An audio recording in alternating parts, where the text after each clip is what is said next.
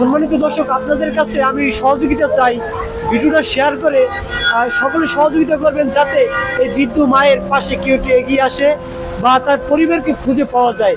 বর্তমানে দেখেন দর্শক, এই যে পানি, এই দেখেন হাত দিলেই হাতে পানি এসে পড়ে, মানে এমন একটা জায়গায় বসে আছে, আমি হাত দিতেছি হাতের উপরে পানি আসতেছে, মানে তার মানে তার শরীরটা পানিতে একবার ভিজে গেছে, কিন্তু আমার জায়গা থেকে আমি পারতেছি না তার একটা জায়গায় নিয়ে যেতে। কিন্তু আপনাদের সহযোগিতা চাই, এবং এই সমাজে যারা মানবিক কাজ করেন বা বৃদ্ধাশ্রমে যারা আসলে এই ধরনের মা যারা আছে, অসহায় মানুষদের নিয়ে রাখেন বৃদ্ধাশ্রমে, তাদের প্রতি আমি আগ্রহ জানাবো, বিমানবন্দর রেল স্টেশনের রাস্তার উপরে যে ফুটওভার ব্রিজ রয়েছে, ফুটওভার ব্রিজের উপরে ওই বৃদ্ধ মা খুবই কষ্ট করতেছে।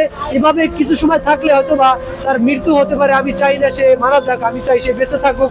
এই জন্য আপনাদের সহযোগিতা চাই, সকলে একটু এগিয়ে আসুন, এই বৃদ্ধ মায়ের পাশে সকলে একটু এগিয়ে আসুন।